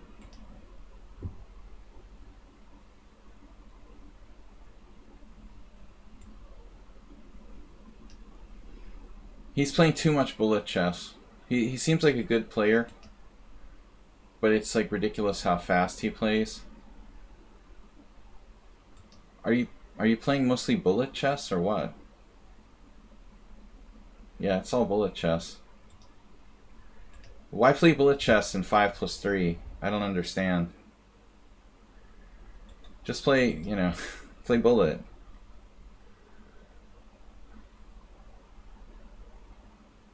If you want to play bullet, just play bullet.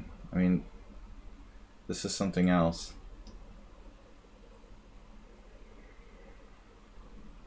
He's playing bullet in a blitz game.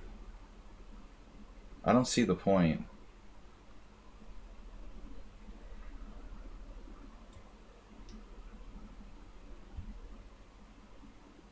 It's like almost every move is a pre-move.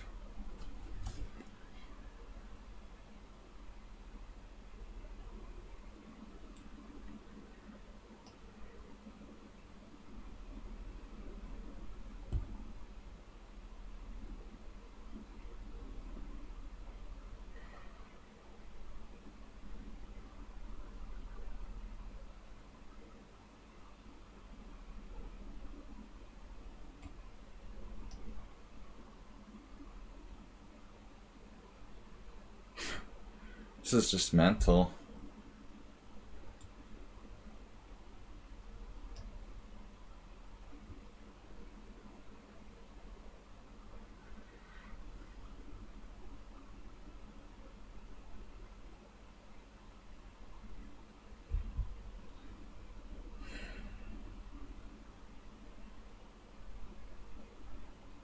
Very strange.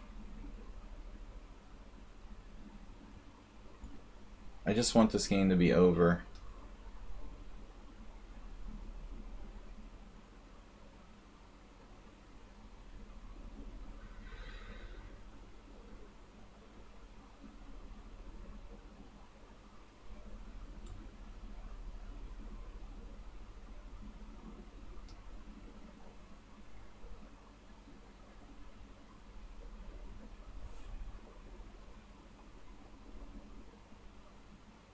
Almost dropped a piece there.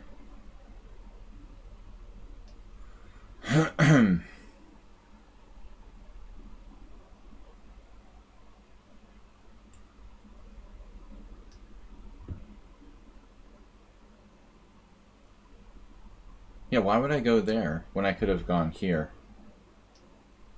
It seems like a really dumb thing to do. Because we're playing bullet chess in 5+3.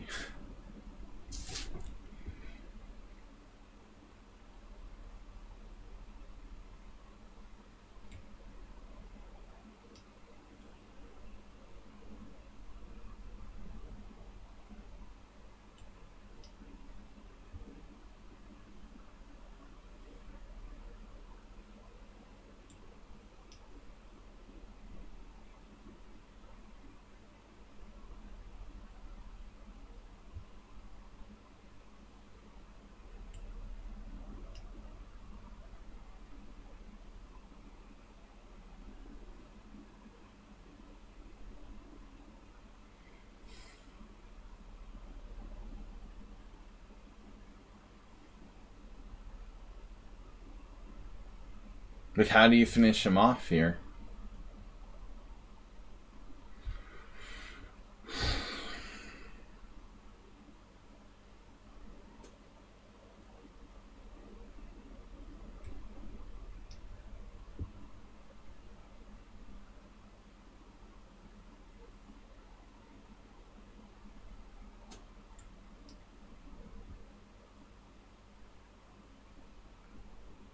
I hate this, like, playing people that their only goal in life is to play fast.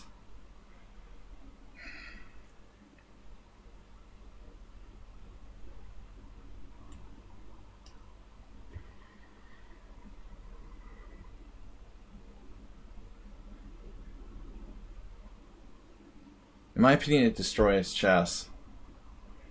Like, bullet chess is just the end of chess as we know it.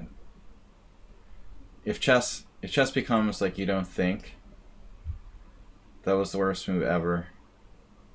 I mean, clearly like a talented player, but I mean, you gotta not play bullet chess. All right. Yeah, I mean, he could have put up more resistance. Foaming doesn't have enough games. Anyway, oh, he does have bullet games, but I gotta go. Guys, we'll be back on Thursday. Subscriber stream. Do gotta run now. Subscriber stream game analysis tomorrow night. Asterbait, don't forget you submitted a game. We got Feta Master streaming. Let's do a raid of Feta Master. We haven't raided him in a long time. He hasn't been on at the right time.